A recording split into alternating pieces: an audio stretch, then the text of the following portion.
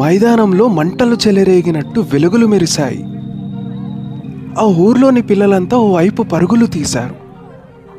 ఒక పెద్ద వింత వాహనం భూమి మీదికి దిగి వచ్చింది. ఇది ఎవరబ్బా, ఏమిటై ఉంటుంది, ఎప్పుడు చూడలేదే అని పిల్లలు ఒకరికొకరు గుసగుసలాడుకున్నారు. పిల్లలందరూ ఆ వాహనం చుట్టూ చేరారు.